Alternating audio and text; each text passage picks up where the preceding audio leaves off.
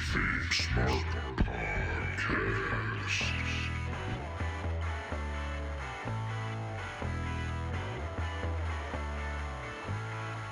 Welcome to the KayFabe Smark Podcast with Eric Todd and Brian Rampa, your smart mark source for news and opinions on the world of professional wrestling. Hey, what's going on? This is December 16th. We're coming at you live here on YouTube. Make sure you guys check us out on YouTube and subscribe, like, share, hit the little notification bell. When we go live, you can join us in the chat. Make sure you hit us up on TikTok and Instagram as well. We do a little bit on Facebook.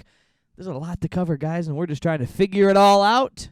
But we're here to talk about AEW. We're here to talk about professional wrestling in general, some would you rathers, or overrated, underrated, and all the fun games we like to play here. But before we get into all that, let's check in with Eric Todd. Eric, what is happening with you? Oh, you know, same old. Up here in Michigan, we are experiencing some typhoon, hurricane-ass winds going on, blowing shit all over the place, knocking out power lines. So it's crazy here in Michigan. And also, today is Brody Lee's birthday. He would have been 42 today. So yeah, R.I.P. to Brody Lee, but definitely dedicating this episode of the KayFabe Smark Podcast to Mr. Brody Lee. Bummer he was gone. I think he would have been killing it right now, especially with the new additions in AEW.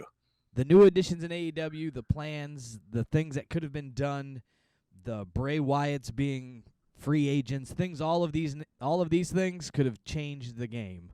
So who knows what could have been done? But man, that puts into perspective when you say he was 40, he would have been 42. Yeah, so that means he died when he was 41, or 40 or 41. When you just hear, like, I'm only 38. You just start to hear your numbers.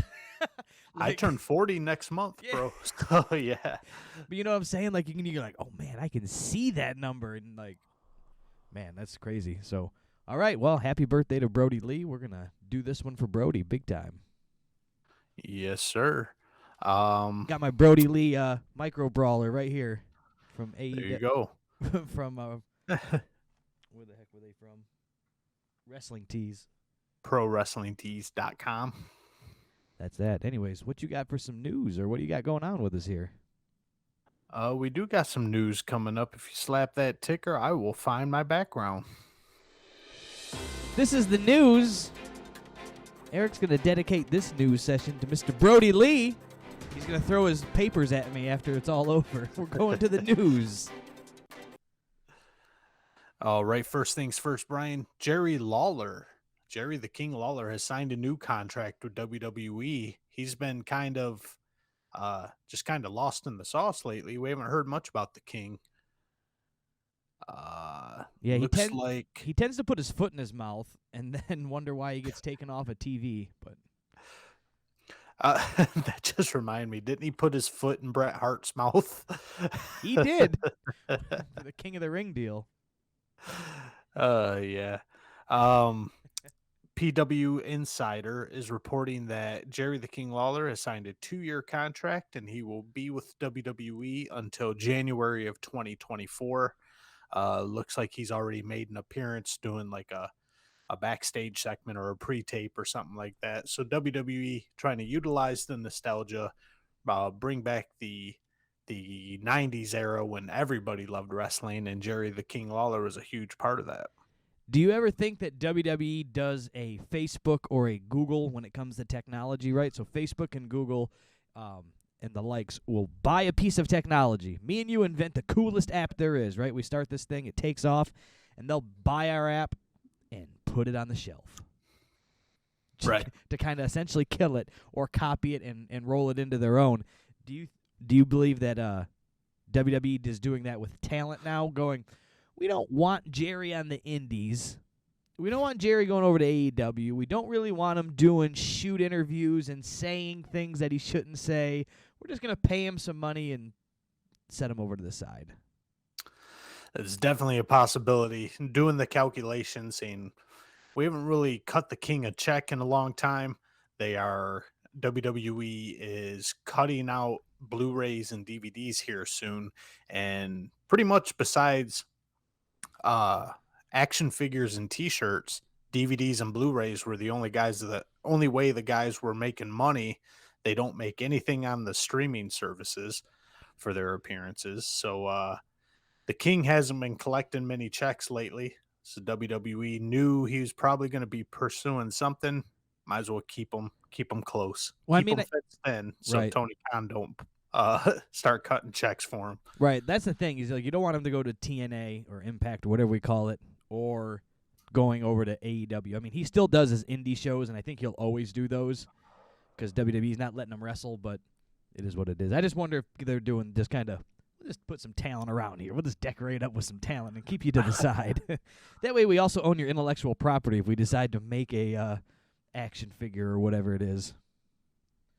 Oh yeah, WWE always masters at chess. We're playing checkers, they're playing chess.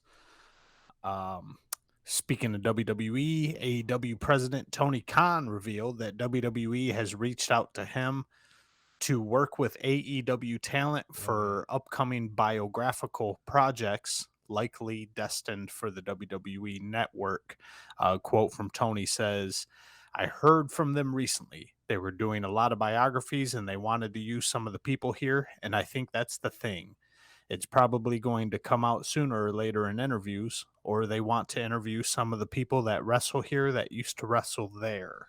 End quote. So not big news. The headline was definitely clickbait when I saw that. Yeah. WWE wanting to work with AEW talent, but they just want some interviews for little video projects to go on the network or whatnot. Yeah, they did something similar to that a few years back for the Hall of Fame. I believe this is when the Dudleys were gone, and they were doing their Team 3D thing with Impact and everything, and they wanted to put him in the Hall of Fame. So Impact let him come over and do the WWE Hall of Fame, but in turn they wanted Christian to come and be on their TV. So they did like a trade, and that was like a time that Christian was signed to WWE, and they let him go over there and do his thing with Impact for some special event or some type of match or a referee enforcer thing. So that was the trade. We'll give you the Dudleys for your Hall of Fame induction. Give us Christian for a night. And, yeah, what the hell? Sure, why not? So yeah, it's just good for everybody. You're not crossing too many lines. You're not having them wrestle matches or anything like that. But it's not old school 1970s, 80s kayfabe where the good guy is the good guy and the bad guy is the bad guy, and it's also not 1980s, 90s wrestling where Vince didn't want us to believe that other wrestlers came from other wrestling promotions. We know that now. So right. Just let it go and, let the guys jump around, let them all make some money, and God bless and Godspeed. Chris Jericho had to be hospitalized last Thursday in Wales ahead of a Fozzy concert. That concert ended up getting canceled, so Chris could go to the hospital. Dave Meltzer spoke to Chris Jericho, and Jericho said, "I'm feeling good. They just wanted to observe me overnight, and I'm in the right place. Not COVID related." Nothing's COVID related. Exactly, especially with Chris Jericho. He is a noted mass spreader of COVID at biker rallies and whatnot, and huge Trump supporter. And his wife was at the January 6th thing, and so when a sickness comes up with Jericho, you automatically assume it's COVID. So he wanted to squash that right then and there, not COVID related. Yeah, okay, whatever. Cool story, Jericho. Quit being an asshole. Excuse me. Charges have been dropped against our buddy Alberto Del Rio. We reported that in the news, I'm sure, probably right around a year ago or something like that. Michael Morales Torres, the PR agent for Alberto Rodriguez, a.k.a. Alberto Del Rio, issued a press statement for Del Rio saying his sexual assault / kidnapping charges have been dropped. In San Antonio, he said, "We want to formally announce that from today, December 10th, 2021, the Honorable Judicial System of the State of Texas has officially dismissed Alberto Rodriguez, known in the wrestling industry as Alberto Del Rio or Alberto El Patron, of all charges presented against him. Alberto Rodriguez has been dismissed of all the charges presented against him. So reiterating that over and over again. Just because charges were dismissed don't mean shit ain't happened. Yeah. That OJ was motherfucker's shady as hell. OJ was acquitted too. Right. So don't all trying to be painting Alberto Rodriguez as some fucking Mexican saint. He's done some shit. It's just this time it worked out for him. Yeah, there ain't no question about it. I know I chuckled there. I wasn't laughing that he did what he did. It was just the mix of charges just sounded so like sexual assault and kidnapping and just like what goes through your head? Like what I don't know. Whether you did anything or not, what kind of situation were you putting yourself into? That somebody got confused. You're charged with rape and sexual assault and kidnapping and pissing on a pineapple and whatever the fuck.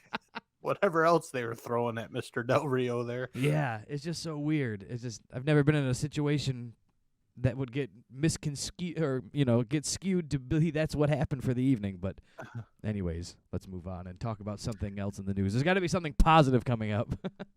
Well, speaking of positive, Johnny Sameface, a.k.a. Johnny Gargano, has left NXT and immediately, Johnny on the spot here relaunched his Pro Wrestling Tees stores, announced new content for Twitch, and announced new content for YouTube. So Johnny Gargano getting his move on, making that money, and getting ready to see what's next for Mr. Gargano there. Do you believe that he had to have been offered something, I would assume? One.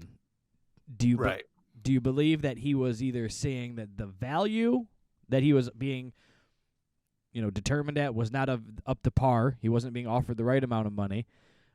Do you think he saw the writing on the wall that they are going in a new direction and letting go of the little guy, if you will?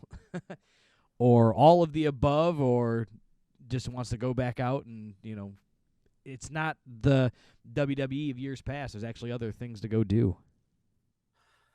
Right. There's plenty of options there now. If I were a betting man, I would say WWE seriously lowballed him. He's not, if he went to AEW, it would be cool, but it wouldn't be a blockbuster thing where people are losing their minds like a Bryan Danielson or an Adam Cole. I don't know. That internet wrestling community would light they love up them for some Gargano. He's the guy. He's the underdog guy. He came from the internet wrestling community. Well, in WWE's eyes, he's not the guy who's going to make AEW blow up. No. So I'm sure they lowball them. And Gargano also knows when 2022 comes around and the WWE Con, I can't remember his first name right now. Yeah, I forget. Nick Khan. Nick Khan. When Nick Khan decides that it's time for payroll cuts, Gargano's dancing on that line, man. He would be one of the guys they let go. So I think he just wanted to get out of a bad situation. That's just my opinion. Save his own face and move on, and that way it's not, he can still walk away with some credibility into his name and not go pulled up to the main roster, call him Bearcat Gargano, give him a mini skirt, and then send him on his way. Yeah, for sure. He would definitely end up in one of them situations in 2022 if I had to guess. So he knows he has plenty of options out there. Impact or AEW is going to be all over him once that no competes up. And I'm excited to see what's up for Mr. Gargano. Yeah, me too. I'm glad. I'm going to get out there and do something else. Take back some old school, like territory style wrestling is what I'm hoping to see with some few things. So, yeah, definitely. Kevin Owens has broken our hearts, Brian.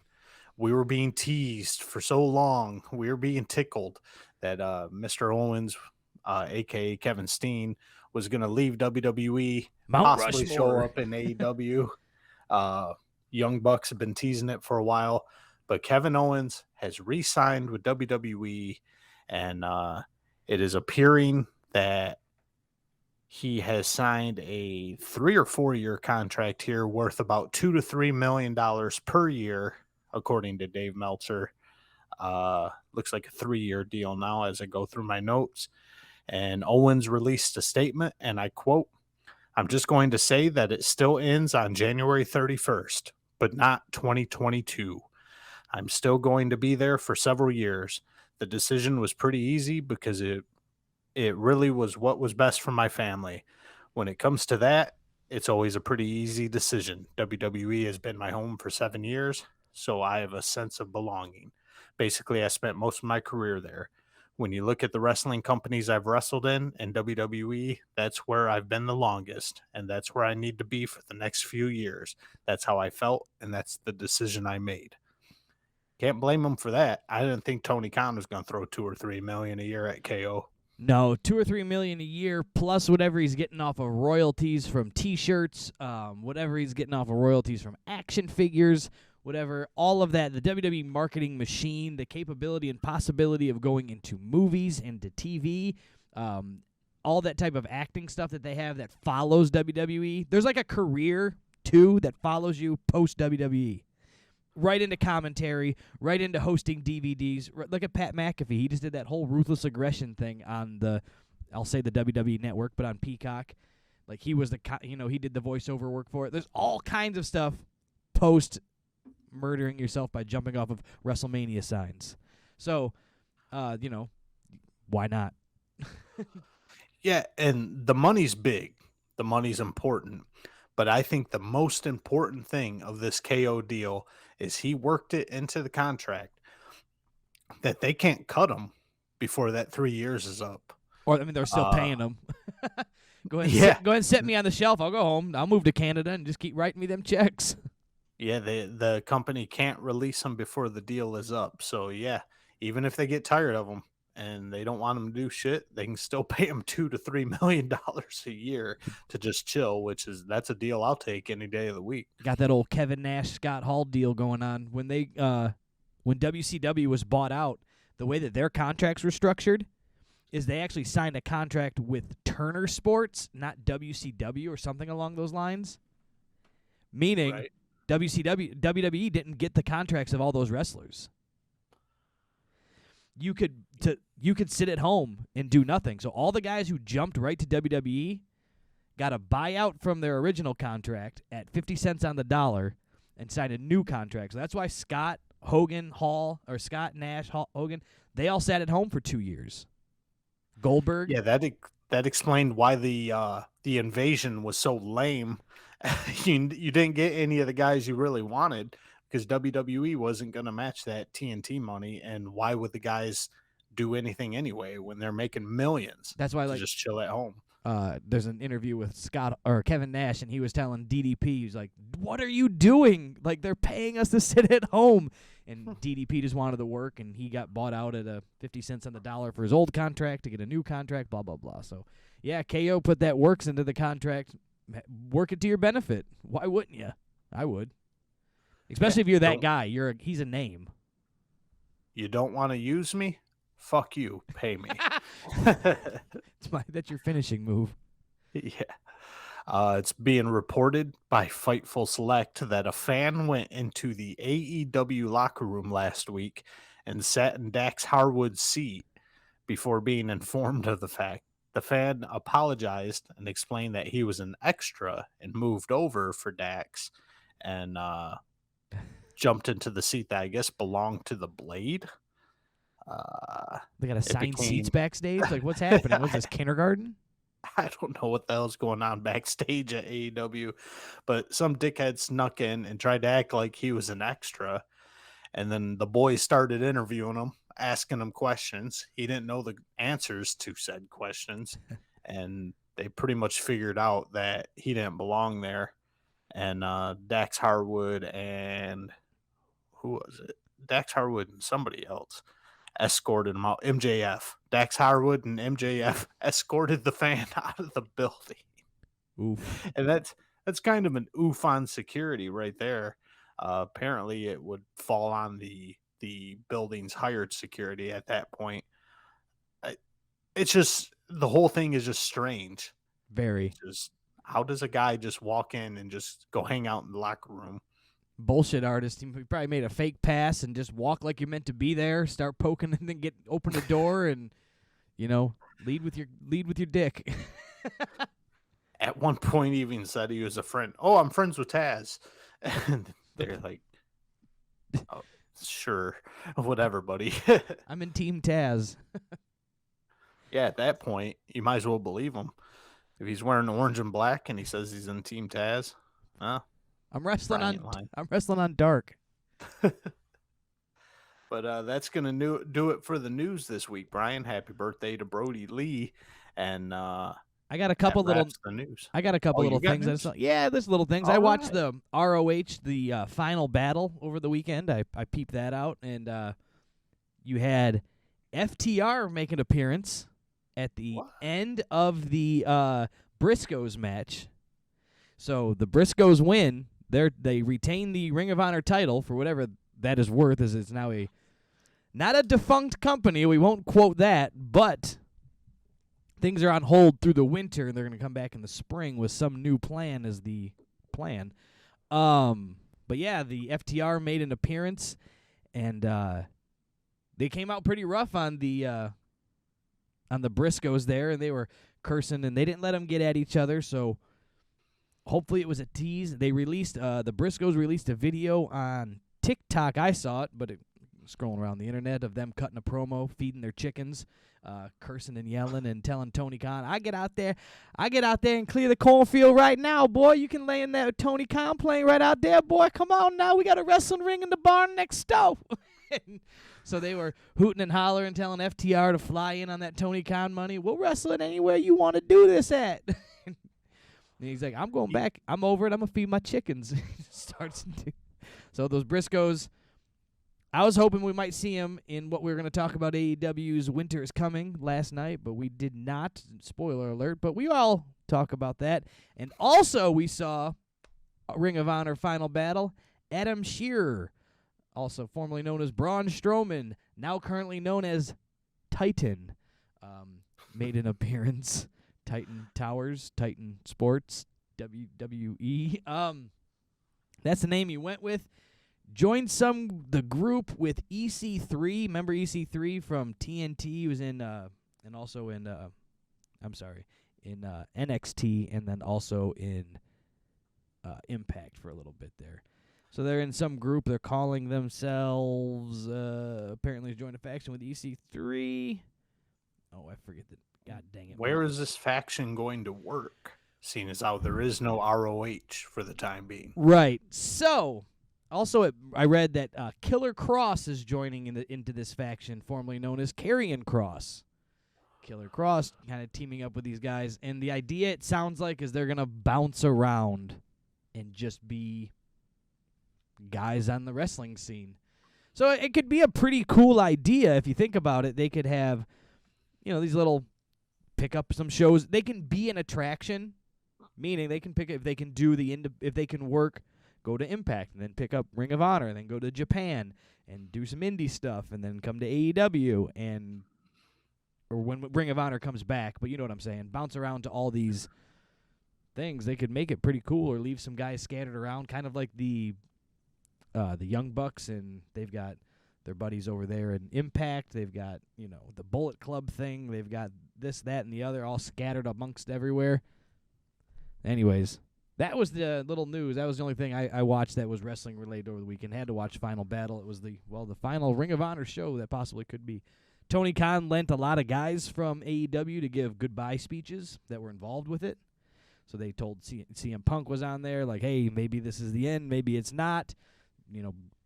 Bryan Danielson, etc., and so on. So it was interesting. I say go ahead and peep that out if you haven't watched the Ring of Honor Final Battle. That was worth it. But so that's the end of my news. You had some appearances by some guys, and I can't wait to see FTR and the Briscoes. I think that could be very, very entertaining. Yeah, that was all pretty cool things that happened with ROH. I didn't happen to hear about it. I've been busy as all hell over the last week, but yeah, I'm excited for that Braun Strowman faction going on, seeing what kind of touring hooligans they're going to be and what kind of shit they're going to tear up. Definitely excited about the Briscoes and FTR. I've been keeping an eye on them on Twitter. They've been exchanging barbs left and right. Dax Harwood offered to buy him ring gear out of his own pocket, and the Briscoes took real offense to that. And Dem so boys. I'm excited to see what happens with them. That's definitely a match I want to see. 100%. That's the news, and we'll hit the ticker and move on to something else.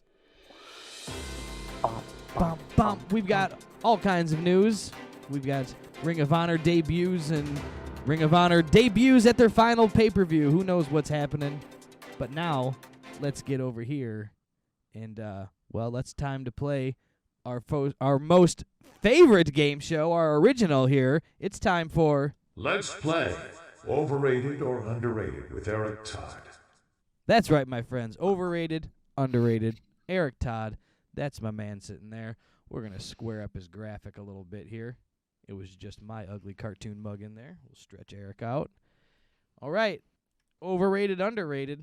We are going to do an evolution of characters. Overrated or underrated, the character evolution. We'll start you off with the first one. It's an easy one. We're going to talk about overrated or underrated Hunter Hearst Helmsley to Triple H, the game. Overrated or underrated? That's definitely underrated all the way. In hindsight, I love me some original Hunter Hearst Helmsley with the plies and the blue blood and all that. It's great to watch for nostalgia purposes, but man, when he became the game, he changed the game. Absolutely murdered it. Became one of the top guys of all time in WWE. So thank God Paul Levesque flipped that switch and became the game Triple H. The game Triple H, underrated. I'm going to be honest with you. Saw that one coming. Here we go. Overrated or underrated? Hulk Hogan, say your prayers and eat your vitamins, evolving into Hollywood. Too sweet, NWO Hogan. There's no other answer than underrated with that one. A heel turn for Hogan. For us, Brian, we're in our late 30s. We grew up on babyface Hogan. We weren't jaded. We weren't waiting for a heel turn like we are with Cody Rhodes. But I'm sure the adults back then watching wrestling was like, man, I'm so sick and tired of this white meat babyface. We need a heel turn. And Hogan would not turn. Vince would not turn him for the life of him.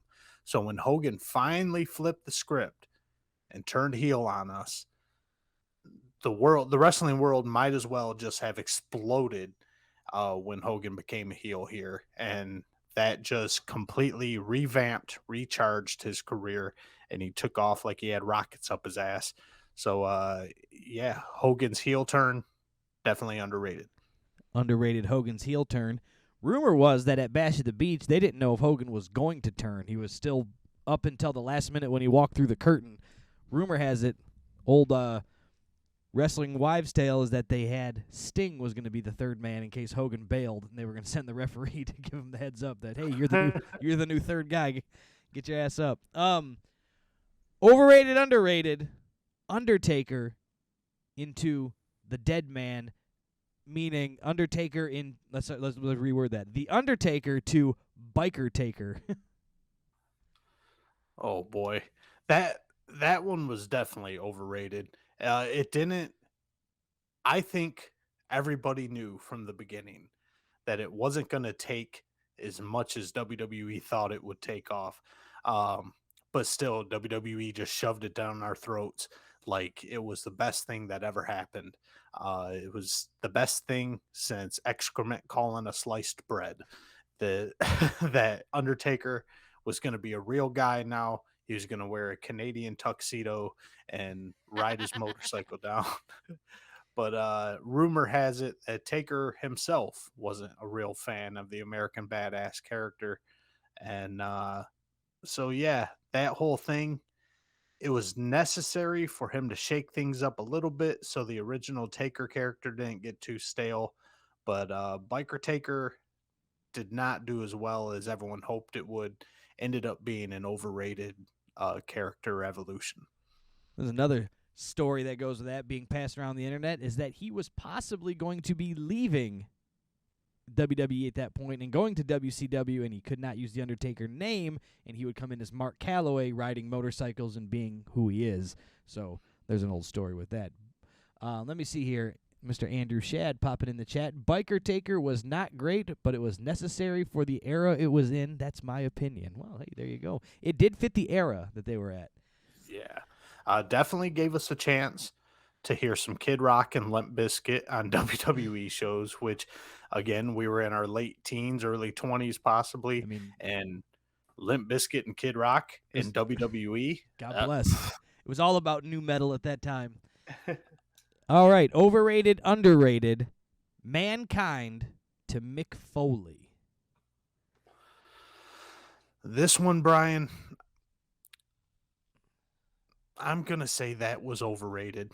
People eat it up, and they absolutely love it, and they love Mick Foley as a person, and they love that he took off the proverbial mask, figuratively and literally, to just show who he really was. But I really, really would have preferred if he just, even if he changed the Mankind gimmick up a little bit, if he would have stayed Mankind and stayed demented, I feel he could have solidified that character even more than it already was. So I think the evolution from Mankind into Mick Foley was overrated. Yeah, I'd have to agree. It's a good character for him to move out, that worked for him out to retirement, if that makes any sense. Because a Mankind retirement doesn't make any, to have him come back and be a special referee, but Right. in his wrestling character didn't. Last one here, overrated, underrated, surfer, blonde-haired Sting transferring into, evolving into the Crow Sting that we currently know today. Still. This one has to be underrated because it was completely necessary. If Sting tried to hold on to that surfer bleach blonde hair gimmick for a couple more years longer than he had, he would have just faded into obscurity. And he's a talented guy, but I think he was kind of on his way to fading out, and then just kind of reinvented himself with the Crow Sting, and then boom, rockets up his ass.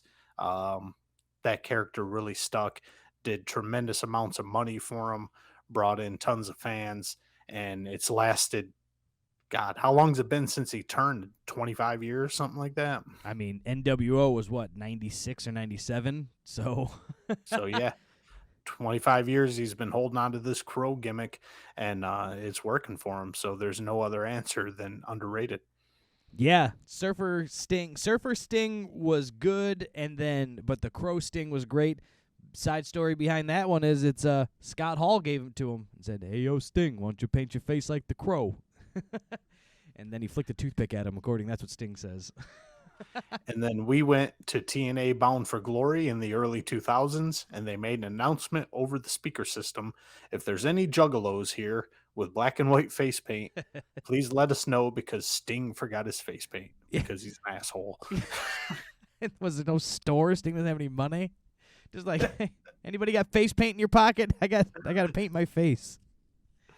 Oh, that was a classic one there. Well, there it was. That was overrated, underrated, the character evolution. And now we are going to sit down and talk about AEW.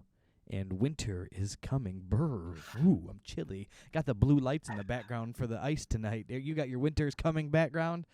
I've got my chilly ice scene in the back. We're ready to talk about winter is coming. AEW's free per-view show that was not a pay-per-view, but it's built up to be a big pay-per-view-esque style show. And well, how do we kick things off? Well, all I can say is, Burr, it's cold in here. It must be some toros in the atmosphere. So bring it on, baby.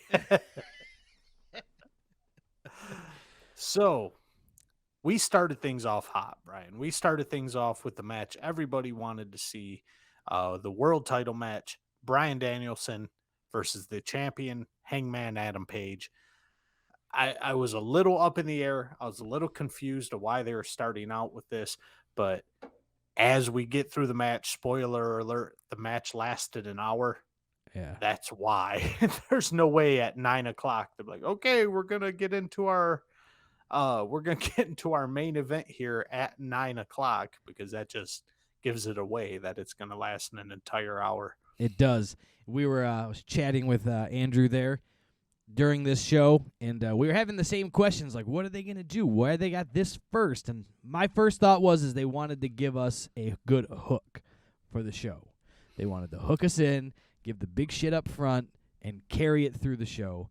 That so much wasn't the case. They just gave us this big match up front, and clearly we figure out why as it works out towards the end there. But that was my first thought. It was just trying to hook everybody in, but it didn't seem like there was enough to back it up to really keep you going. But I saw how long this thing was going, and man, they went the distance. They sure did. And I had the same thought as you. It's the Young Bucks spot.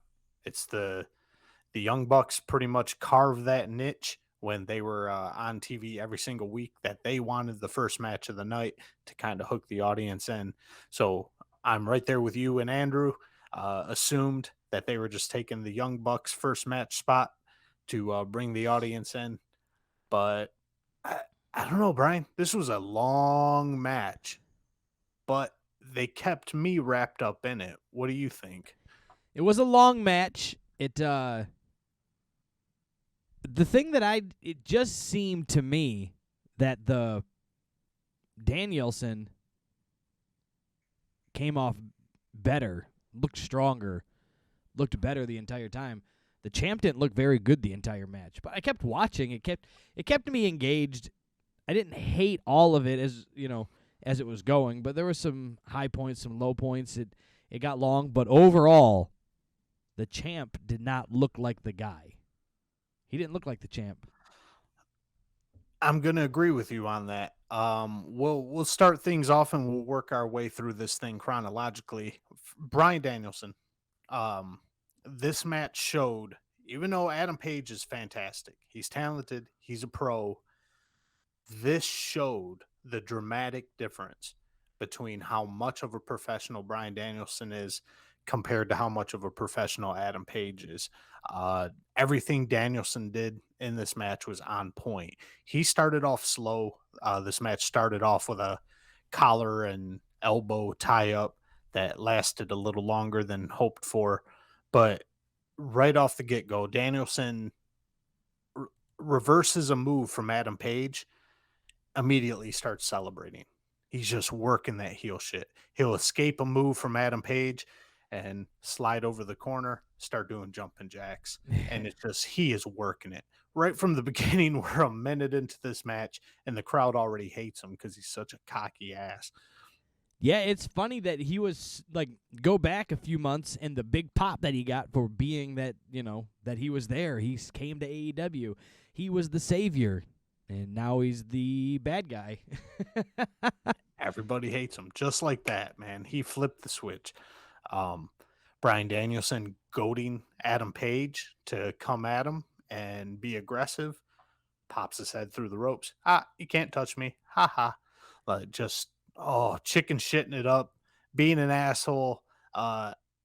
This match, I already love Bryan Danielson, but this match made me fall in love with Bryan Danielson in AEW. Yeah, discussing this with Andrew again, do you think that Danielson slows down the pace of his matches to be different, or do you think his matches are at a slower pace because of where he, quote, comes from, meaning the WWE system, right? He's fresh out of there, and now he's in AEW. So is he trying to be different from the AEW matches, super high flying, fast, just like, or do you think he's just, used to a style of working now?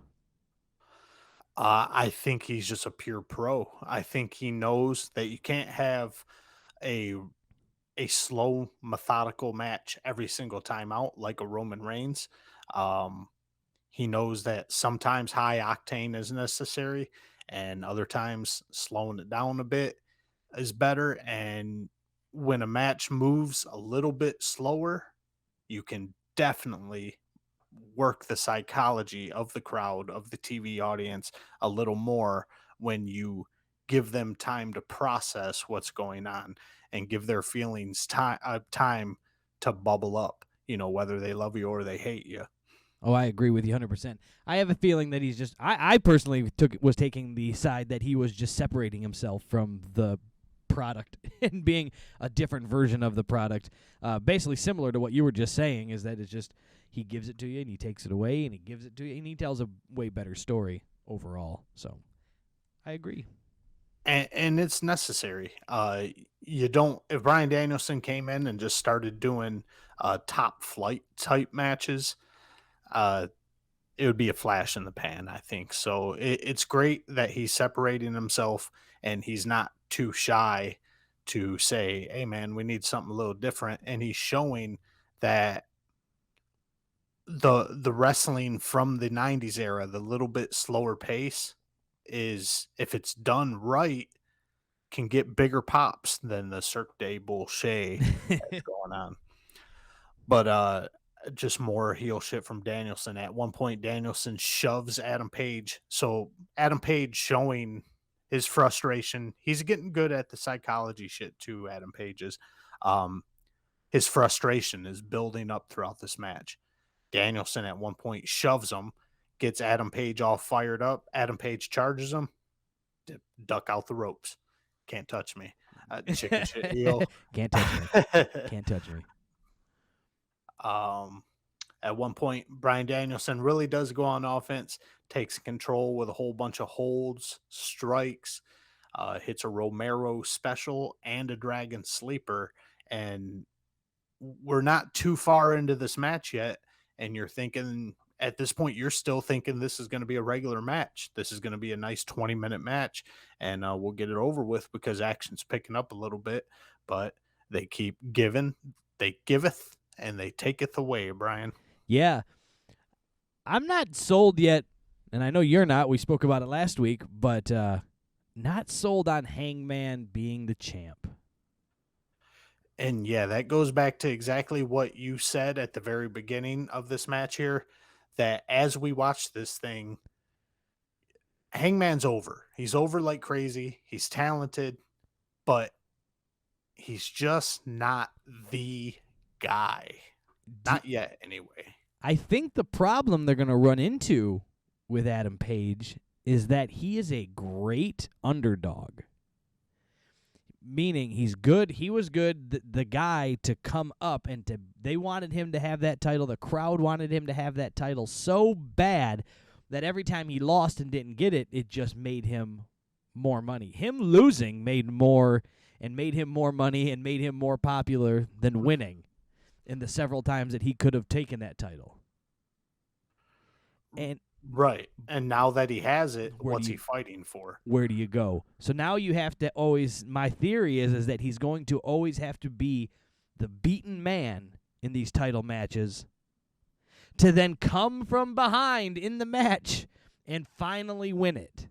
Do you get what I'm saying? Like, and I think that's going to get old. It's the crowd's not going to be buying it all the time. So I think it's just a hard spot to buy, the Hangman being the champ, and what's he going to do with it once he has it? It'll be interesting to see. One thing about the AEW fans is they don't give up on their guys. So it's going to be tough watching the shows because the crowd's just going to still be swinging on Hangman's dick. But to a trained eye, you'll be able to tell that this thing's hanging on by a thread. This title run isn't exactly what we thought it would be. Yeah. Well, let's keep talking about the match here a little bit. Keep breaking it down and unpacking it because we got a lot to unpack because this is about 86% of the show. Yes, sir. We see Page get some offense in, starting off with a big boot to Danielson's face, eventually slingshotting Bryan Danielson over the top rope, and then big boot to Danielson's face and slingshotting himself being Adam Page, over the top rope to crossbody Bryan Danielson out the ring. So we get a little high-flying Adam Page action going on here. Paige getting a comeback again. This goes back to the underdog thing. When Paige is down and Bryan Danielson is in control of this match, and then Paige gets a comeback, the crowd erupts. The crowd's in his back pocket. The crowd loves him.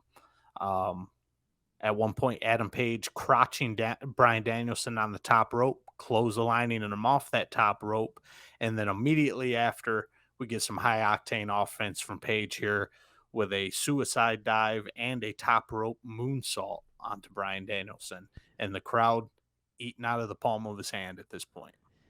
Yeah, this was when these guys put it on. Like, they put on a good match for everything that they did. It was just there was a lot of time that they had to balance very well. So it was a very touchy situation. There was lots of commercial breaks in this match. There was it was just different style that they had to really keep you engaged in. They were going to, not knowing you're going to go the distance as a fan, when you're told that you're going to get an Iron Man match, shit, get comfortable, go grab a glass of water and a snack, because here it is. We're sitting down for this boy for an hour, right? Right. But not knowing that, they have to keep you engaged and go to commercial and not knowing it's going to be half the show. So I thought they did pretty good for the most part. I kept tuned in. I was there. It did get a little long at some point, so they had to slow it down, but, they have to tell a long story. So that's kind of some more of my thoughts on this match as we unpack it here. Yeah, I thought Danielson did a great job of playing director in this match. When they did go to a picture-in-picture, it was at a point where Paige is down and catching his breath, or the doctor's checking on him, or, a lot of the times you see the non-professionalism of the AEW guys where we're going to a commercial break and we have picture-in-picture and the screen's the size of a nickel, and you got them doing tope con hero moonsaultios from the rafters, and you're like, what the hell's going on here? You can't, there's no audio. The screen is small, but Bryan Danielson controlling this match, he knows we're in a commercial break. Don't do anything stupid, dummy. Yeah, let me throw you out the ring. Here, we've gone to commercial. The ref gave him the signal. We're going to commercial. Dump him on the outside. We're going to commercial. Take your time.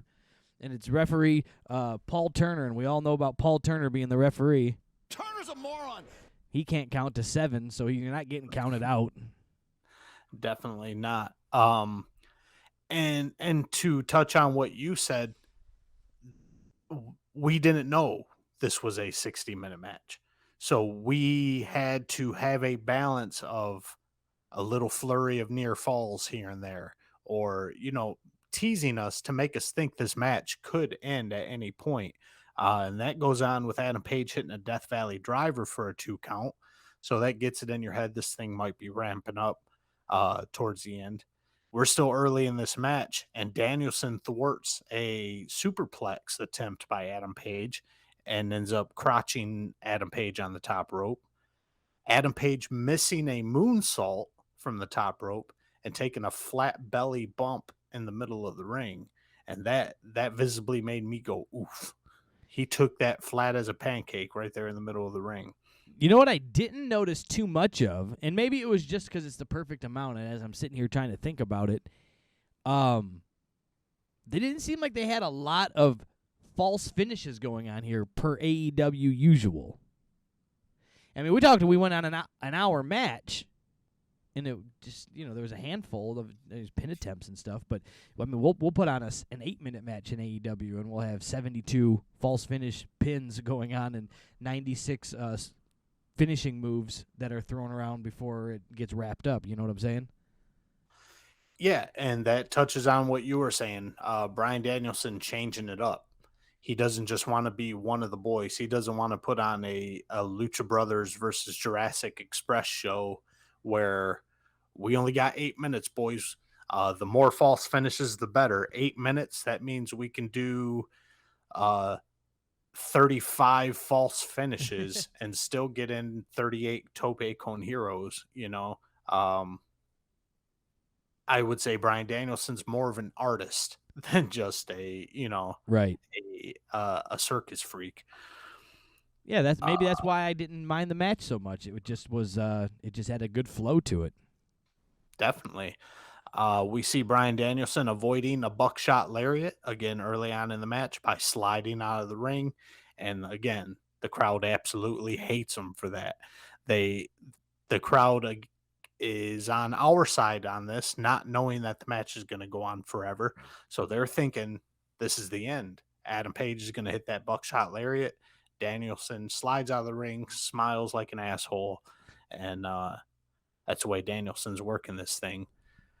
We get to see Bryan Danielson push Adam Page off the top rope, and Adam Page taking a flat back bump on the hardest part of the ring. And that's when Danielson gets in with the heel shit, starts yanking Page into the corner post and working those shoulders, both shoulders, especially his right one, or the shoulder where the buckshot lariat comes from. And the commentators are doing a good job on this one of feeding that later on in the match. If Adam Page hits that buckshot lariat, it might not be as effective as normal because Danielson's really working those shoulders over. So I think they sprinkled that in just the right amount. Some long-term storytelling in a match, some time with a thing. Give me a break. I didn't know what to do with all this. Yeah. There was I like that. I like just they built this very well. Like I said, I think Danielson must have been in charge. Just keep going back to that. Yeah. We are at about the halfway point of this match here. At this point now, where do you think it's going? Do you see Hangman winning it? Do you think they're going to call... Now, mind you, we saw Danielson go the time limit with Kenny Omega. Kenny Omega had 30-minute time limit matches, evidently. Yeah. So, like, does that... You know, at this point in the match, is about halfway through, I'm going, where are we going with this? Are we going to go? Is this going to wrap at 30 minutes? And I'm almost hoping that Danielson wins, right? They planted this story for, 4 weeks? That he said he was going to go through the Dark Order and kick all their heads in, and then he was going to beat Hangman at Winter is Coming. And so he did what he said there, and then you're like, wow, he said he was going to do all that with Dark Order. Now is he going to be able to beat Hangman? You know, they have him build him up that he's this awesome guy, then he loses to Hangman, but then you have Hangman just get the title. Like, how do you get out of this? And I wasn't sure where it was going. And I was in a similar vein as you, Brian. So as we're approaching the 30-minute mark, I'm thinking that a 30-minute draw could be where they're going with this thing, because I knew in my mind that Bryan Danielson was not getting the title tonight. But I also know that Bryan Danielson has so much momentum going on right now, and he is kicking the shit out of everybody, that beating him fair and square in the middle of the ring would kind of slow things down there. I'm not going to say it would bury him by any means. It's impossible to bury Bryan Danielson at this point, but I feel to keep his momentum going as strong as it was, Bryan Danielson needed an out. So at this point, probably 25 minutes into this match, I'm thinking, what is Danielson's out? Is it going to be a tie, or is it going to be a wonky finish, a DQ, something like that? I was trying to figure out his out. Yeah, that's where I was at too, trying to figure out the out. Figure it out. And but we'll continue. We'll wrap up this last half of this match, the backside of it, bring it home, and talk about how it all went over. Bryan Danielson, after some knee strikes and full control again. Adam Page bleeding from the head now, and it doesn't necessarily look like a juice job. Looks like he might have went the hard way and caught some blood there. Yeah, I mean, Taz explained to us again this week that AEW has square ring posts and that they have corners, and that's what he hit his head on. So either way, got a little color for whatever that's worth. But do you notice we just keep saying Danielson did, Danielson in control, Danielson did. And we don't have a lot of hangmans in even describing this match in the 15 minutes we're going to talk about it. There wasn't any. There was no hangman offense. Fantastic point there. I didn't even think about that, Brian. I'm looking at my notes here, and it's Danielson, Danielson, Danielson. Even when Page is in control, it's how does Danielson get Yeah, how does he how thwart does it? he turn the worm or whatever, you know? Yeah, I mean, it's just I mean, Danielson looked like $1,000,000 in this. Page, he worked and he did the dance with a professional dance partner, and he came out looking okay. But if you break it down, he just didn't come off as that diehard champ, did he? This match was all Bryan Danielson. And if you got the top guy in your company holding your main title, he needs to be the guy. We need to be talking about his main event match and saying Page, Page, Page. But yeah, you hit the nail right on the head here. Whether he's on offense or whether he's getting beat up, Danielson's the name coming out of our mouth. Right, 100%. So it's just very interesting way to look at it. We get another taste of Taz giving us a tutorial on the ring post here as Bryan Danielson is kicking the shit out of Adam Page here with a series of yes kicks. He goes for the gusto, one big yes kick. Page moves. Danielson's shin smacks the ring post. Taz explains that it's a really hard square ring post, and I don't care if he has kick pads on, is what Taz says. Yeah, we were definitely getting relaxed commentator Taz. He was not Team Taz last night. Let's see. So Adam Page now working Bryan Danielson's leg. So we're getting a little bit of strategy out of Adam Page at this point. He's not just doing the steps. He's actually looking like he may take control of this match. We go into a break and we come back. Bryan Danielson's right back in control with an arm bar into a triangle. And at this point, we are 45 minutes into this match. And at this point, Brian, I know it's a 60-minute draw. Yeah. I think anyone with half a brain knew we were going to a 60-minute draw. I'd say 98% I was in with the 60-minute draw, and that other 2% that I'm holding off on was that it was going to be a 5, 4, 3, 2, 1 win at the buzzer, and it's going to be like, I took you to the limit, Hangman. Hangman beats him at that last second. That was the other way out of this. But at this point now, I have let go of the thought that Danielson is winning the title. In the beginning, that was that was all I was dreaming of as a young little lad watching wrestling, going, I want my favorite wrestler to please win the title. But that isn't the way it was going down at this point. I could see the writing on the wall that it was Hangman's walking away the champ, whether he wins it at the last seconds or it goes the limit draw. And either way, it gives them the reason for the rematch, obviously. But it's just very strange to build a rematch off of this with a pay-per-view still, in March? Yeah, the tickets aren't even on sale yet. I think they go on sale this weekend. So what, are they going to finish this up on an episode of BTE?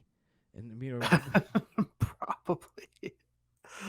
They'll get Big Show and Mark Henry to do a episode of, I don't know, one of their YouTube shows. Not Dark. Let's put it on the other one. Undisputed Evolution.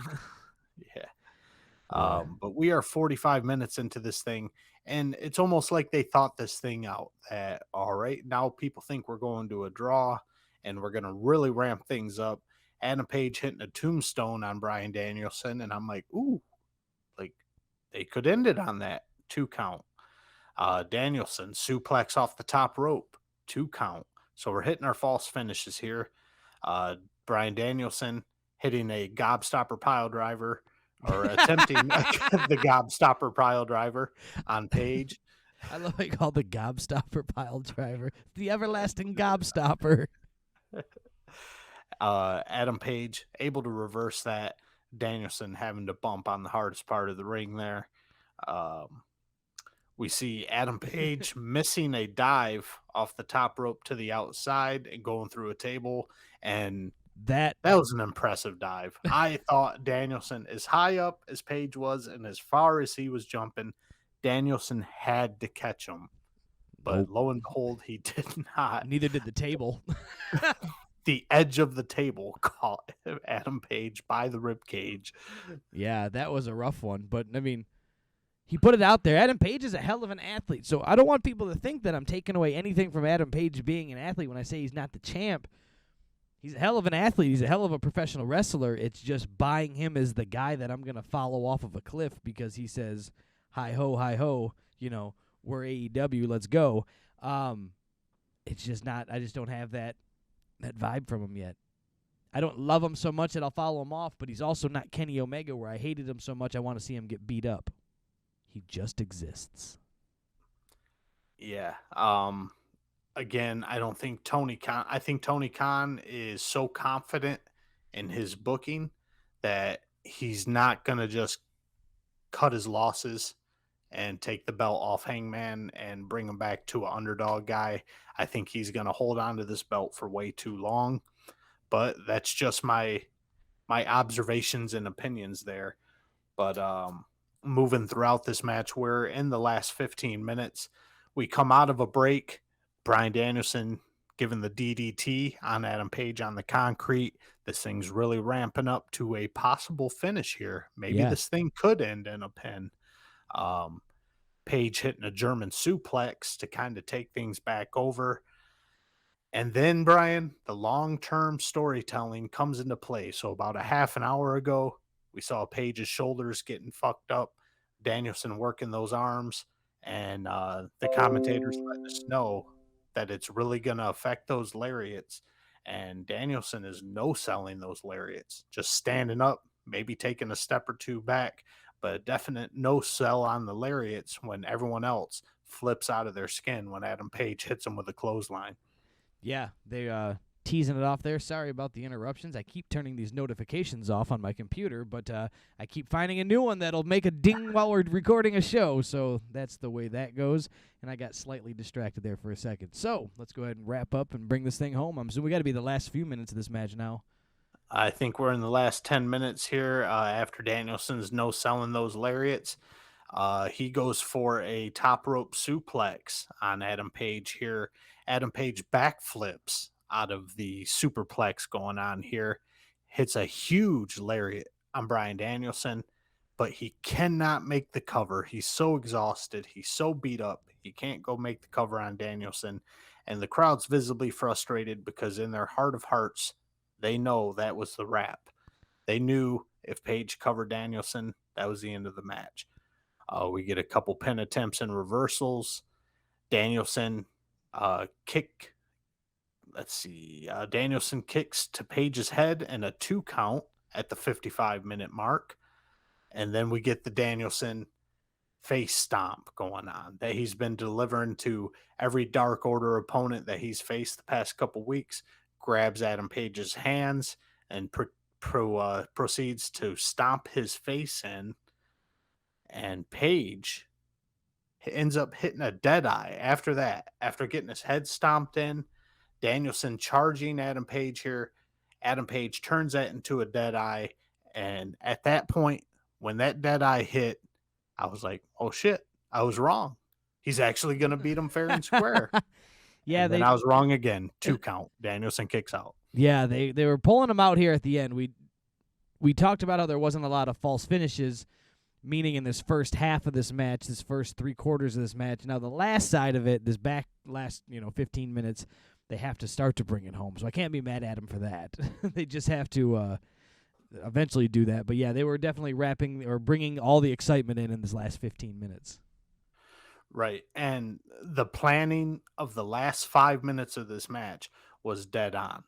This had to be all Danielson planning this stuff because these finishes, even though I knew what was going to happen, my mind changed in these last 5 minutes multiple times. Oh, yeah, we're going Broadway. Oh, no, Danielson's actually going to win it. They're going to take oh, no, never mind. Page is going to win. They actually had me on the edge of my seat. Yeah. This was a extremely well-booked match. Yeah, especially even for the smart mark, if you will, in us, that we were just more or less trying to figure it out. And I'm sure for the guys that are just buying into it, there was, you started to go with the false finishes, you started to go with this, you're going that way, you're going this way. I'm looking at the details going, how much time we're coming up on that last hour? We just came out of a commercial. Maybe they got a chance. I'm putting a show together almost in my head and how they would write it out.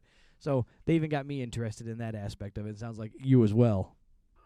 Yeah, absolutely. They had me wrapped around their finger at this point. Adam Page even stealing a page out of Bryan Danielson's book, grabbing Danielson's hands and stomping his face in a few times. And then we get a buckshot lariat attempt from Adam Page, and that turns into a label lock. And then once again, I'm like, well, it's a wrap. There's no way Page is getting out of this one. And sure as shit, Adam Page fights his way out of that one. Slingshots at Bryan Danielson over the top rope. Bryan Danielson skins the cat a la Shawn Michaels. Page hits the buckshot lariat right before time expires. Ding, ding. It's a wrap. 60-minute Broadway. It's a draw. Adam Page retains his belt, and Bryan Danielson didn't have to take the L. Yeah, I was disappointed, kind of, and I was not on the other side. It was like I was a 50-50 split of being disappointed and being, content with it. I necessarily wasn't happy, but I was disappointed a little bit that all this talk, all this build-up to this match ends in the draw. Like, where are they going? I don't see the path that they're trying to take. They did tell a great story. The champ didn't look good. Danielson looked amazing. It's just there's a lot of weirdness that went with this match and kind of a strange vibe. So I'm content with what happened. I just don't see AEW being able to focus and not have ADHD booking and forget that they just told this story. They got a lot of time before the next pay-per-view. So when are they going to wrap this thing up, or how are they going to do that? Can they do it again?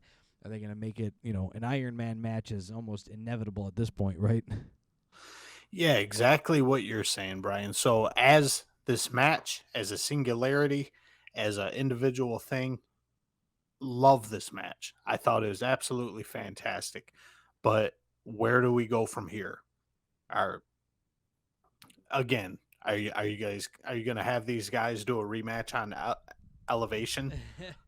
Another Dynamite show.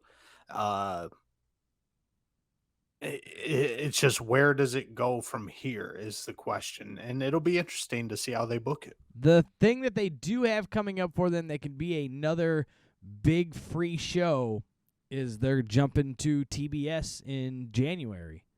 January 4th or 5th, that first Monday, right? Yep. They build up a rematch there and go and get a fine, and they could bring this, put a bow on this match and this little feud for a half second. But I think the pay-per-view is the best spot to do it, but how do you do it cleanly? It's just, how do you get there? How do you get to March from December, even January? You got to get through almost 2.5 months, 3 months. Yee. It's just going to be a tough one. Yeah, I don't know. There's a lot of guys in the Dark Order. Maybe Danielson can just bury every single one of them, one by one, every week. Yeah. Yeah, it's scary because this is when people get, as we like to say here on the KayFabe Smark podcast, lost in the sauce. Yeah, I don't know. I think eventually we'll get to the point where Bryan Danielson is fighting -1, and we'll see if he kicks his teeth in. Boo. -1. After this match, everything else in this, I was about to say pay-per-view, but everything else in this show, Brian, was just kind of a letdown. After this match, I mean, how could it not? You're exhausted for one. Absolutely. You're exhausted. So you just spent 60 minutes, an entire half of a show on one match. You were well invested in, especially as a big time, internet fan, right? Sorry, I get this shit on the AEW like hardcores by calling them internet fans, but those guys are all in with it, and it makes it. They were invested in that match, and even as a person watching it, you were invested in it and staying at home. So, like, what do you do after that? I mean, you set it up, and you set nowhere up to go but down. And I mean, your following match is Wardlow and Matt Sydal. Yeah. Before that, we do get to see a little glimpse of the Young Bucks and Adam Cole, and Bobby Fish hanging out with his old buddy Adam Cole there. and we get to see them talk some shit. We get to see Adam Cole work the stick, and he's a master on the mic here. They are picking apart the best friend crew. We're going to see an 8-man tag, I imagine, next week or on Rampage, one of them shows. On Rampage. The Young Bucks, just being the turds that they are, just being the obnoxious wannabe heels that they are, say they're going to end Sue's career. Yeah. That's Trent's mom, right? Yeah. Did you notice the little like mini Easter egg planted when they said you hear with the Super Click and Bobby Fish, Bobby Fish. He's okay that they can hang out with him, but he's not cool enough to be in the Super Click. So they're either planting a Bobby Fish split, where he's going to bounce out of there. Does Adam Cole side with him? Is there an option there, right? Does Adam Cole side with Bobby Fish, his longtime friend? Does he side with the Young Bucks? Do they create a feud? Does it, there's some things you can go there. Or it's AEW and they're going to forget that was even mentioned. Well, it's one of those things where AEW's always sprinkling in possible breakups. And it's kind of getting old at this point. So you notice it. You notice it's a little subtle hint at Bobby Fish there that he's not in the Super Click. But they do it so often that you really don't even think about it. Right. And look at Wardlow and MJF. They've been teasing them two breaking up since last night, 2 years ago. They did it again last night. Yeah. So, it's just what do you do with it? So, did it mean anything, or was it just something somebody said? That's the question. And the confusion continues as we move on to our second match of the night, and it's about 9:15 at this point. Yeah. We get Wardlow versus Matt Sydal, and poor Matt Sydal. This guy was beloved by the wrestling fans after he left WWE and he was working the indie scene. Everybody loved them some Matt Sydal, and then he comes in here and just gets absolutely squashed by Wardlow. Yeah. Let's be honest, he didn't get a ring entrance. We're lucky he had ring gear, and he was fancy enhancement talent. Overpaid enhancement talent. And me being the overthinker that I am, if Matt Sydal is enhancement talent, what does that mean for Mike? Oh, send Mike back to the Power Factory or whatever. We send him to WCW's power plant. Yeah, there we go. Send him back in time. Make him start over. Yeah, those guys got no chance, right? You're not even making it on the TNT show. You're enhancement talent for Evolution. Yeah, so it's going to be a rough ride for the Sydal brothers after this here.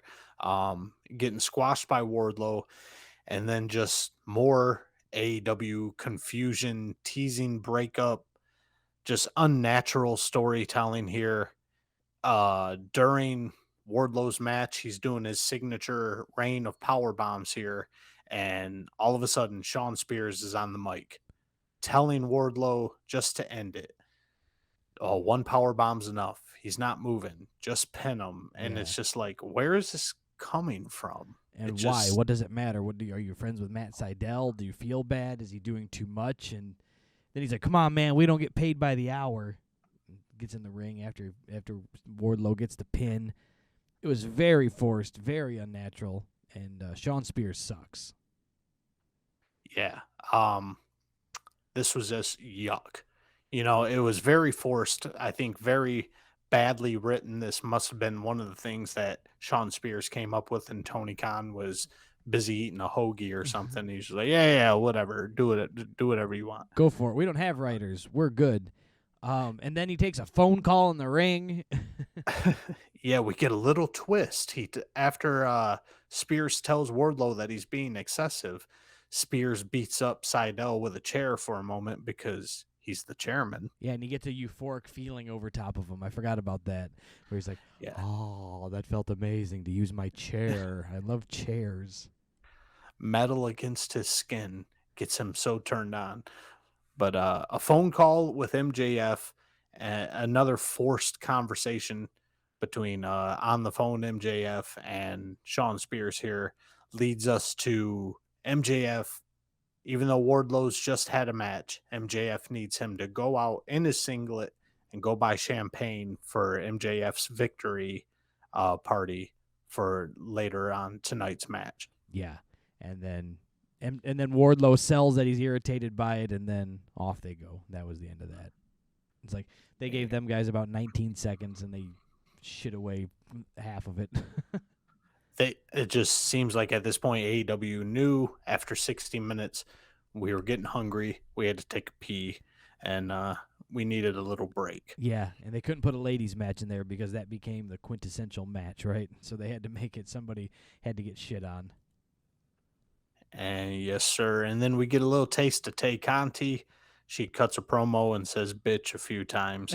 I really wasn't paying attention. I was still in the I'm taking a break mindset at that point.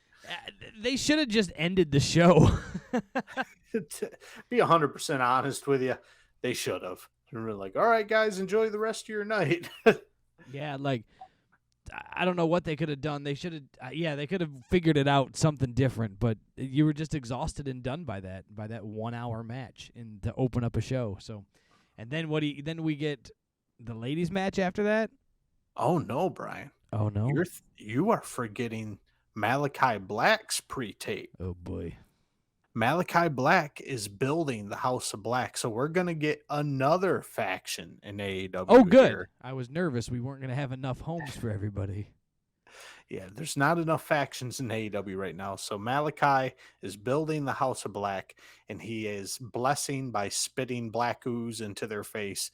It appears to be the newest member of House of Black, the first inducted member, it looks like, into the House of Black, which appeared to be Brody King, which I've never heard that name in my life, but apparently he signed AEW and it looked like Brody King. Brody King is from Ring of Honor. He's very good. He's a big son of a bitch. He's all tattooed up.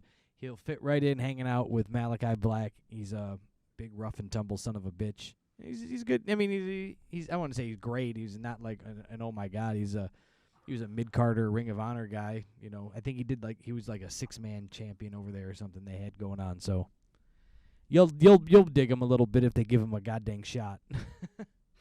Oh yeah, I wasn't pooping on the guy, but I just never heard of him. Just being honest with you. So we'll see what Brody King has to offer to the House of Black. And then we move on to our women's match, the grudge match, Brian. Serena Deeb versus Sheeta. And I don't know about you, but I was super pumped about this matchup. I'm going to be honest. This match came on, and then I remembered that I had to move my elf for my kids so that we could have the magic of Christmas going on. So I had the elf get into some mischief while that was happening. And by the time I was done taping the elf to the wall with wrapping paper to make it look like it got into the wrapping presents, the match was over. So that was pretty cool. Yeah. I'm going to let you guys on secret. I wasn't excited about this match. I could care less. I was taking notes on news at this point. I did peep up to see a little bit that this was a very physical match. We did get to see a pretty good power bomb from Serena Deeb here. Then last minute, just kind of some confusing fuckery going on. A figure 4 attempt from Serena Deeb, and then all of a sudden Sheeta won. Cool. So of course cool Sheeta story, won. bro. Of course Sheeta won. They're gonna make sure she gets her 100th title or 100th win or whatever it is that they've been keeping track of. Points matter in AEW. We give awards. Cool. Guess what we get next, Brian? A backstage segment with teasing of a possible split. Oh my gosh. Another teasing. We've got the Varsity Blondes backstage. Sans Julia Hart. Oh. See, I thought that she got spit in the eyes by Malachi Black, so now she had to join the House of Black. I thought that'd be a pretty cool gimmick. Like if he just started spitting on people, and then they're like in a trance and hypnotized by him, and you become part of his cult. That's actually what I'm thinking. That's actually where I think this is possibly going, because Malachi Black last week spit the black mist in Julia Hart's face. She's gone. And we saw a pre-tape of Malachi Black spitting in Brody King's face and Brody King becoming a member of the House of Black. Yeah, that's what I'm So saying. I could see Julia Hart joining the House of Black. A little Alexa Bliss, Bray Wyatt action. Just gonna say, a la Alexa Bliss, like went from the blonde cheerleader thing to, dark and twisted. She's at Hot Topic at the moment as we speak, buying her striped leggings and whatnot. Yeah, and Griff Garrison is pissed, Brian. And Griff Garrison is awkward, Brian. Pissed Garrison is what they call him, and nobody gives a shit. Exactly. Pissed Garrison wants to go after Malachi. And then this is where we get our little teaser right here. Brian Pillman Jr. trying to talk Griff Garrison out of going after Malachi. And Griff Garrison's like, if you're not going to support me, get out of here. And Okay. Brian Pillman Jr. just skedaddles. I always do as I'm told. I must go now. I was asked to leave if I did not support you. Follow my fluffy mullet out of here. Fluffy Muffet. All right, and I mean this thing after this hour-long Broadway nonsense. I mean, we just zipped through this last hour. I mean, this last hour was easy peasy. By the time you watch one match for 1 hour, you're going, hey, look at all these backstage segments we got, and 2 matches that didn't matter, and we're already at 9:30. Well, here comes the main event. I was exhausted, Brian. That first match did exactly what you said, man. It took all my energy out of this show. Yep. We had a pre-tape of Eddie Kingston, and I love Eddie Kingston promos. And I didn't even pay attention to this. I don't know what Eddie Kingston said. Do you? Eddie Kingston's going to have a 10-man match at Rampage. So now you've got an 8-man tag and a 10-man tag. Cool. And now, Brian Rampa, it is time for our main event. Dun, dun, dun, dun. The Fart in the Wind, MJF versus Dante Martin. And this thing was a dud, but anyone with half a brain knew this thing was going to be a dud. Dante Martin, greener than frog spit. This was going to be rough. Yes. Now, I knew it was going to be a dud, period. God love MJF, but, you can only do so much with whatever. You can give, Pablo Picasso shit. He's not going to paint you a masterpiece, right? But I did fear that MJF was taking the L. Just the way that it was set up. Not meaning in a good way. I didn't it was just like he got top bill. Like MJF didn't even get top billing in the introduction. Like Dante Martin came out second. Like I was like, man, they might just go something like he's really got the heat of him like that. You got a little crowd support behind him. There's a little groundswell. Like AEW might cave and just put this thing on him to really, really beef up what they can do with MJF on the microphone. Maybe they can change his focus over to the world title, etc. and so on. I was like, man, there's a possibility. Now, as the match was going to go, I expected a piece of shit all around, no matter who won. So, but let's want to break this down a little bit, and we can talk about it. Yeah. I don't, Brian, I am at a loss for words. To touch on what you just said, the fear was slightly there that they would give the Diamond Donovan Douglas ring to Dante Martin here. But the guy has zero personality.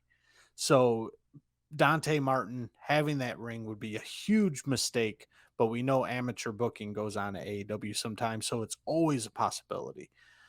First things first, as MJF makes his entrance, we get the highlight of this match, which is MJF's promo. He gets in there and immediately shits over Texas. We've got incest jokes, lack of education jokes. I was eating it up.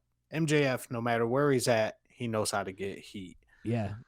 My favorite part of this promo was what you and I picked on last week. It's almost as if MJF watched the show and took notes, because MJF calls out CM Punk on his basic ass promo last week and how he went on for 10 minutes straight saying your local sports team sucks.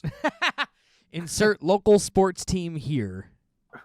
That was he cut a very again, AEW need writers. That was a very simple promo last week. So you need writers. You need to run things through a system. A little system. There just needs to be a little system. But, nobody asked me. Yeah. So MJF not shy to point out that Punk was off his game a little bit last week in the promo department. MJF saying the matches that Punk has put on since his debut don't make him a world title contender. It makes him the new Ryback. Yeah. And then Ryback is all over TikTok. I don't know if you ever peep out what Mr. Ryback Feed Me More is doing, but he was high on himself about his little comment last night. So he says he's coming back to the wrestling world, and we'll see. Maybe it only has to be AEW. I don't think WWE is going to blink an eye at him, and unless it's Impact. But AEW, he says he's coming back. Oh, God. He's so full of himself. But let's talk about this match. Yeah, MJF makes a true statement. He is the only young top talent that matters right now. MJF can't wait to see where he goes from here. But this match finally starts.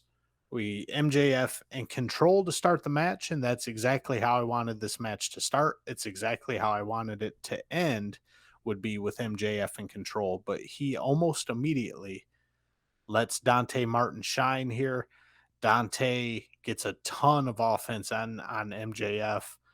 And then finally, after what seemed like an eternity of just watching Dante do his stupid little stunts, we get to see MJF shoving Dante Martin off of the top rope there. Dante Martin attempting a springboard.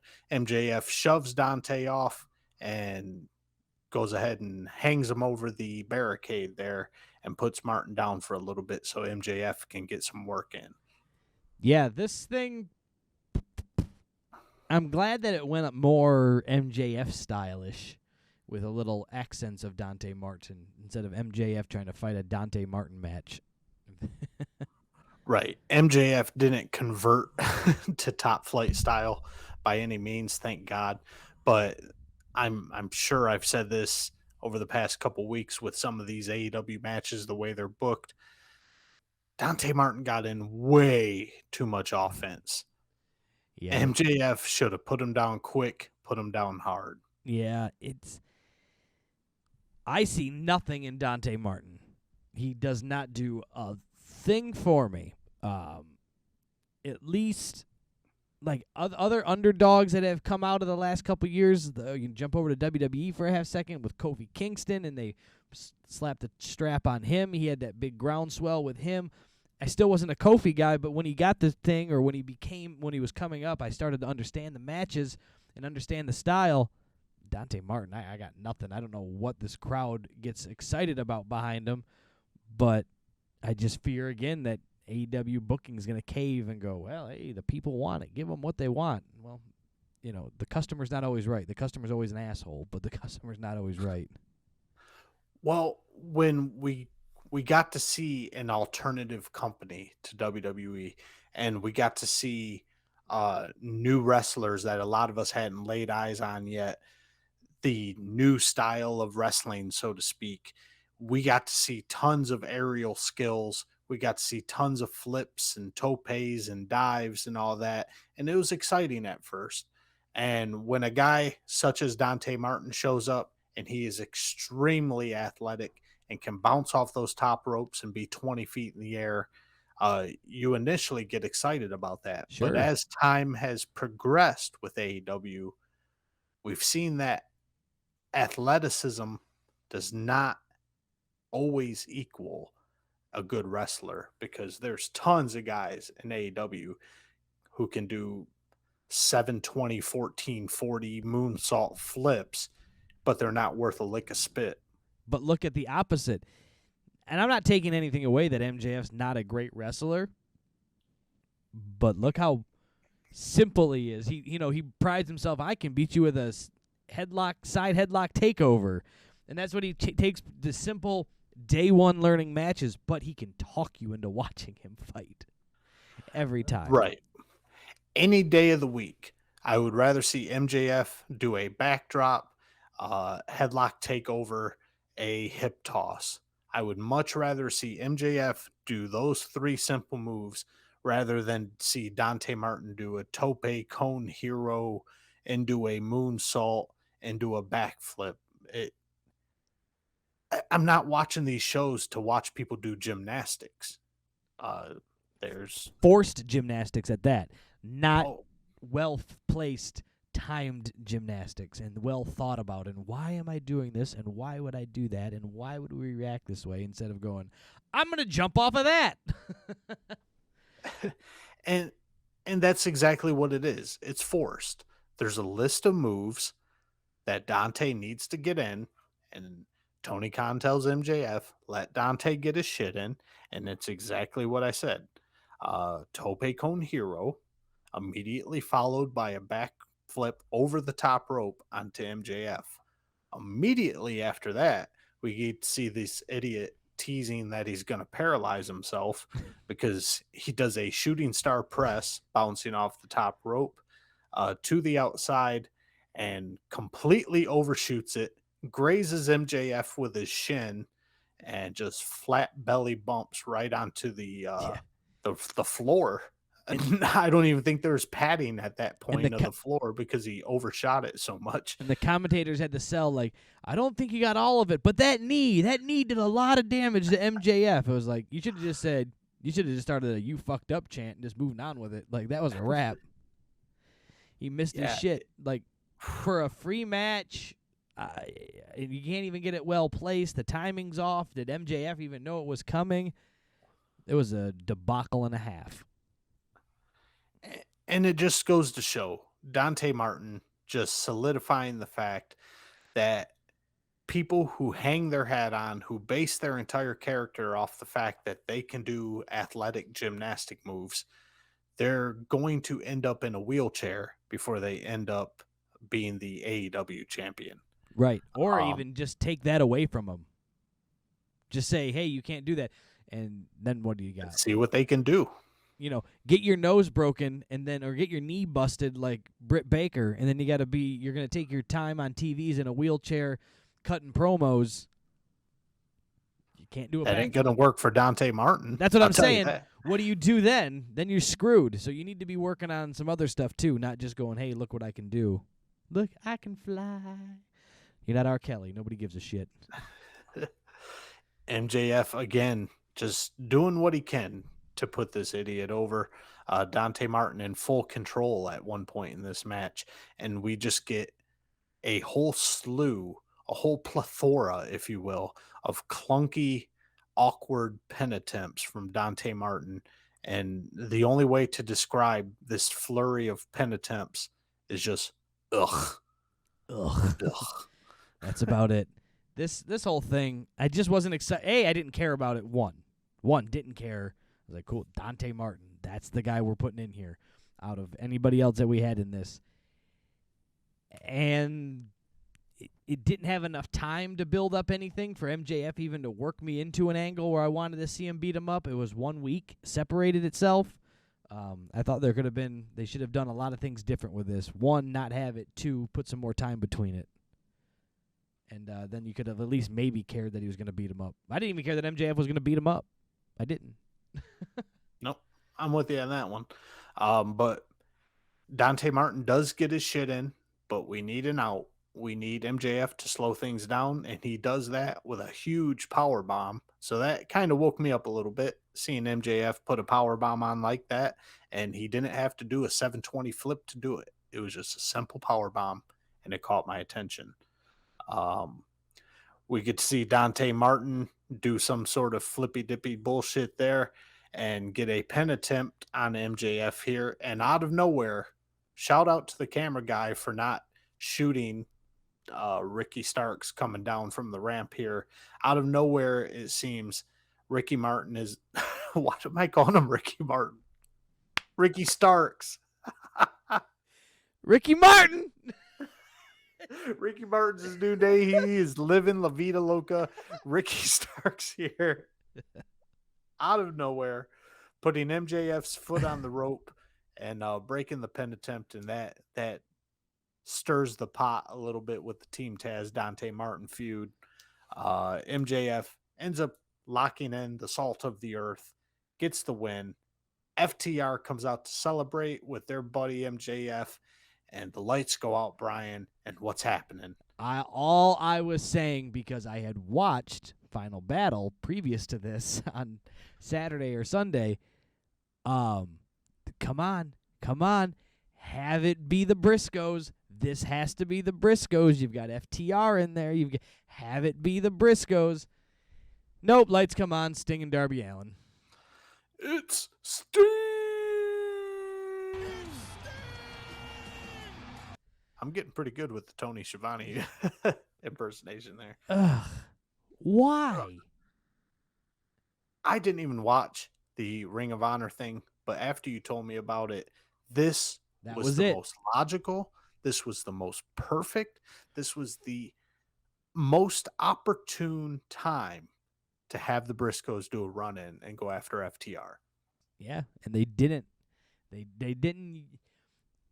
You can't say the Briscoes were busy. The company they just worked for 14 years is now defunct for a while. You clearly sent your guys to Ring of Honor to interfere in the match to start something. This would have been a good time to bring it to continue that something. Like, you went to their house, now they come to your house. I don't know what to do here. Instead of the huge pop, instead of the huge feud boiling over with the Briscoes and FTR, instead we get Darby Allin and Sting. More of the same old, same old. The baby faces attack the heels here. The heels end up coming up on top. We got MJF and FTR beating up Darby Allin and Sting here. And who makes the save, Brian? Who waits for their music to hit after watching their friends get beat up? Look in my eyes, it's CM Punk. CM Punk makes his way down to the ring with a baseball bat, clears the ring, makes a challenge, and it's already been signed by Tony Khan. Next week on Dynamite, we're getting a 6-man tag. Sting, Darby Allin, and CM Punk taking on the likes of MJF and FTR. Woohoo! Multi-man tags. How original. And let's just put CM Punk in something else that's not a main event spot and have him in the mix. Like, they're losing me with the Punk. They're losing me. Slowly but surely, they're losing me that I care that I give a shit. I don't give a shit that he's there anymore. It doesn't matter anymore. At least Danielson's out there kicking people's heads in and going 60 minutes in main event title matches. And CM Punk's just wrapped up with Darby Allin and Sting fighting FTR and MJF for no apparent reason. Who cares? Yeah. The award for making the best out of his AEW debut definitely goes to Bryan Danielson here. And CM Punk, man, he's letting it fizzle a little bit. There's still some heat there. There's still a little spark there. He needs to pour some gasoline on it quick. Right. You had 3 big debuts. You had Punk, Adam Cole, and Danielson, right? Those were like the 3 big ones in the last while. Right. Danielson jumped right in main event spot. That's what I'm going for. I'm here not to make friends. I'm here to kick people's heads in, and I want a title. Okay. Adam Cole just jumps in, and if you want to talk about somebody that you could have a Mandela effect with, is Adam Cole. I could be like, remember when Adam Cole debuted 2 years ago on the first episode of AEW Dynamite? And you'd be like, well, yeah. Yeah, Brian, I remember that. He's just always been in AEW, hasn't he? Be like, no, you silly goose. He just came in a couple months ago. Because that's what he did. He just went, feathered right into the middle of the stories and worked himself in, and he just fits. He's just involved, and there he goes. And then you've got CM Punk that has no idea what to do. They don't know what to do with him. I'm not sure which way it goes. But it just seems like, do they not want to be like, well, we can't have too many people in the main event spot. CM Punk, though, you can just put him in main event spots. It doesn't have to be for the title. Why isn't he chasing the TNT title? Yeah, it's strange. And the fact that MJF is so good at cutting promos and points out shit that we're all thinking, it's I'm Scared. losing the luster on CM Punk. I popped like crazy when he debuted on Rampage, but he is definitely losing his luster, and MJF is definitely helping with that with these promos. Yeah. So CM Punk's got to pick it up. He's got to do something exciting. These matches against Lee Moriarty and whatnot, they're not it. Yeah, it doesn't matter. So, well, that was the episode. The big go home or the big come home. Winter is coming. Here we are. The free preview, the special edition of Dynamite. Here it was. There it stays. I give it a whole 1 star. That thing was a poop, poop, poop. Overall, as a show, the 1 hour match kept me entertained for an hour, and then where do you go from there? It all left a bad taste in my mouth following that, right? You forget what it tasted like. So I just don't know what they're going to do and where they're going with all of this, but I think they built up to this thing, and it was just had nowhere to go but down. I thought it stunk a doodle. So that's that. You got anything to add before we bring this sucker home about this show? No, that's about it on this show. So kick those social medias out there and let everybody know where they can find us. Make sure you check us out on the KayFabe Smark on TikTok, on Instagram. We do a little bit over there on the Facebook and YouTube here. Hop on YouTube, get the notifications when we post a video, go live, get involved in the comments. We're always down to talk pro wrestling. We're nothing but fans, and we just want to hang out and talk pro wrestling. So, once again, we'll go over all those. That's TikTok, Instagram, YouTube, the KayFabe Smark. And, share the podcast with a friend, man. Rate, review, share it with a friend, tag somebody in it. And that's all I got for the social media. Eric, what do you got for us? I've got nothing else, Brian. So for you, Brian Rampa, for the resident snooze and pitbull Stella Marie, and for myself, Eric, all I got to say is hooty hoo. We out the gates.